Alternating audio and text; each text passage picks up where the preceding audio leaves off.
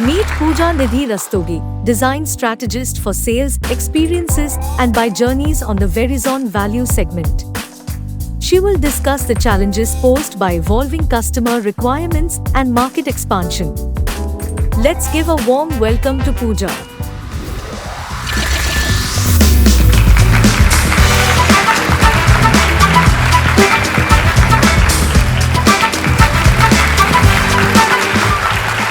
So good morning and good evening. My name is Pooja Rastogi. Today I am here to talk on emerging expectations of Gen Z and millennials, and also quantifying our everyday design processes. A little bit brief about myself. I am working as a design strategist in Verizon, and in the past I have worked in the companies like Honeywell, Computer Associates as a senior lead in design and the strategy, and I have learned design from IDC Bombay in interaction design. So Gen Z and millennials are the essential target audiences for the product and services designers develop. The demand dynamics of these group create the supply and define the market. This session strives to discuss the challenges posed by evolving requirement of the customers. The session emphasizes whether your design processes and your approaches are enough to accommodate these evolving dynamics. So discovering the target audience's evolving need is critical to capture for creating product differentiator. So to set the products and services for these segments, we must first understand what factors impact them most. Moving on and starting with people themselves, digital first is no longer a concern for these communities. Telecom behemoths have satisfied a customer need to be constantly connected. The prices of online retail, entertainment, and other offerings are dirt cheap for them. However, the recent layoffs have and the post-pandemic difficulties are altering their goals. These Gen Z have a distinct aspiration. Many consumers aspire to achieve a particular position or a level of prestige, whether by purchasing or by associating with them with a brand. They wish to express their uniqueness, their individuality through the new products. The sustainability and ethical practices, they wanted to associate themselves with the ethical practices. They wanted to get involved with the sustainable product. And this is what we are seeing. A lot of sustainable products are up in the market, and that's how they are impacting their purchasing decisions. Millennials, on the other side, are altering their primary focus. They are moving towards the physical and mental being. This may impact their consumption of health and wellness promoting products, services such as organic foods, fitness, and mental health. So all in all, we as a designer should design the product framework in such a way that we position the sustainable product, think about the health and mental well-being, and also to understand this, we really need to go down and sharply define the niche focus of our target group. We should try to position their latent needs at the top and design the goals relative to that. So another piece of the advice, instead of diary studies and the other old methodologies, focus more on assessment-based skills tests, scenario-based assessments. Contextual might be remote, but it should be driven by your artifacts, by your scenarios, your task to be provided for user to attempt them. And also your questionnaires and survey can be really crisp and clear to capture the audience's need. The second part of it is the market. The volatile market, which is plagued by the financial restriction, must be read constantly as it adjusts to the changing demands, leading to the change in the consumer groups' needs and the demands. Recent layoff, part-time employment, discrete resignations, and the periods have contributed in the economic uncertainties.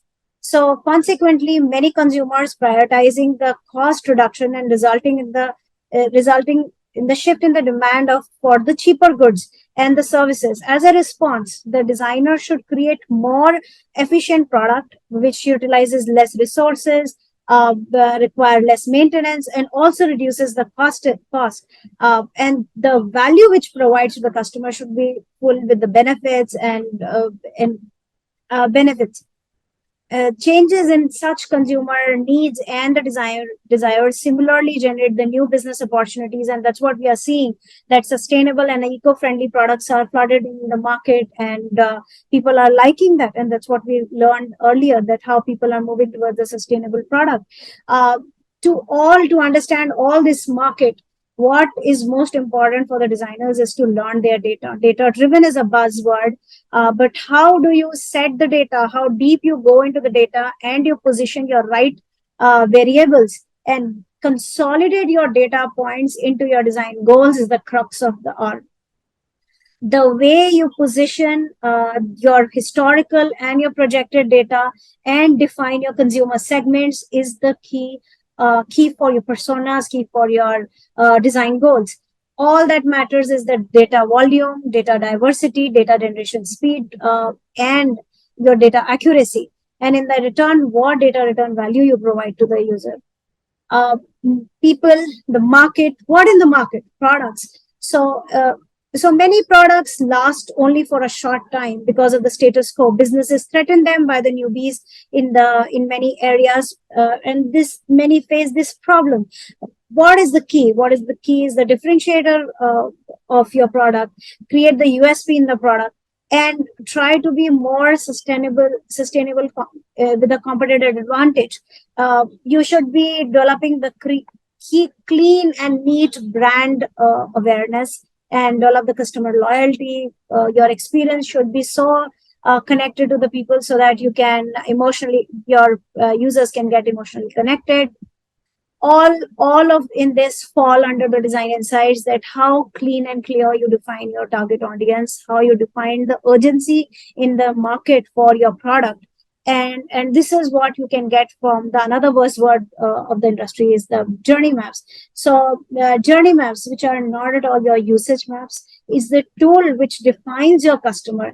It is not only for your heroes, but it is for your heroes, sub heroes, their pains, their gains, their touch points, their sub journeys. And also it never starts from the learning phase of your product. It starts a way ahead of it, how you position the attention variables in the untapped market so that the other consumers silently understand your product, get aware about your product, and start get ramping up as and learn about your product and get into your in your buy cycle.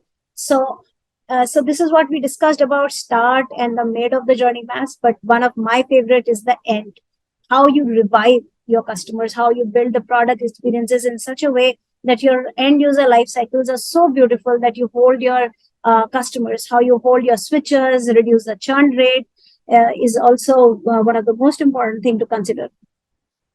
Then comes the fourth in the configuration is your ecosystem. The ecosystem of the product includes everything that impacts today and tomorrow. However, overall system should be sustainable and long term should be addressed. A long term goal should be addressed in its credos, not should be on the incremental side. It doesn't work that you build one perk or a feature in the outer layer of your system and then you say that it is serving the community. So your goal should be aligned with the society, philanthropy, and community development. You should also understand the cultural, social environment, and legal and regulatory framework of your audiences, and position them properly into your ecosystem. How long your product should be in the market, should be in the retail life cycle. This is one of the things which you should think about, vision about that, and how whether your product is harmful, how he is helping, how the product framework is helping the community, help, share, empathize. So all set your formulation of your design set strategy and be smart that how you can earn while you help the community as well. Most important, the economics of the world, nation, and power defines the dynamic. So we also heard that emerging economies are pulling the Asian markets. There are less recessions in the APAC zone, so that means you can position your product with a standardized feel, but covering with the Asian flavors in the Asian market for some time being, and then later take it to the Western market or mature markets. So think about it, think about these market shifts, think about the consumption patterns, think about the pricing and placement of your products. how you can strategize overall revenue strategy as well for your designs and experiences.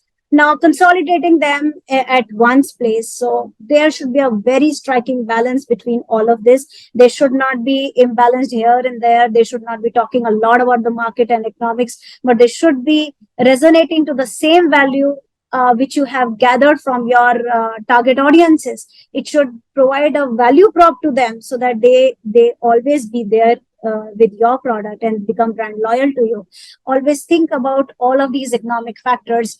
Move ahead from the legacy framework like Maslow's and all. The Gen Z and millennials have already satisfied their basic needs, so they are much above of these Maslow's hierarchy pyramids.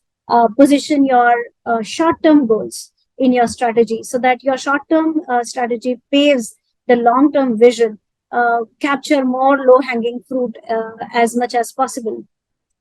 So now your strategy is done. So in the design world, we talk a lot about measure. We do a lot of measuring of the prototype to the test phase, but we never measure our strategies. How the design strategy is really strategic fit for your overall ecosystem. How product goals and product strategies are product fit to you.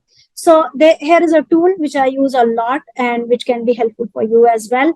So this quad talks about, the first quad talks about the differentiator, the uniqueness perceived by the customer. So how unique and USP is in your product, and how command you are taking is leading the second quad. Like what is taking above you to the all of the industry players, how ahead you are in the competition, which is backed up with the identified segments, that what values which you have taken up from your identified segment, and you have built the experiences based on those aspirations. If your three quads satisfies enough, you are ahead in the strategic advantage, and you are also towards that strategic target, which is leading you into the center, which is focus.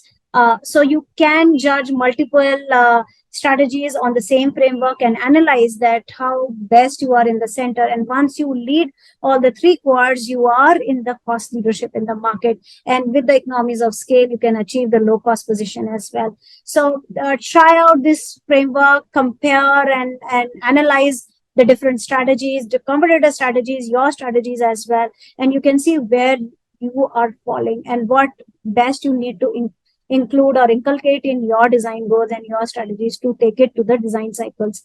So hope you like the session and you like the talk. If you want to be in touch and discuss more about the innovation, strategy, experiential mapping, the AI and the tangible designs, get in touch with me. The LinkedIn profile is here. Some credits to McKinsey, BCG, and Gartner, as well as Feedback, from where I have curated these thoughts. Thank you, everyone.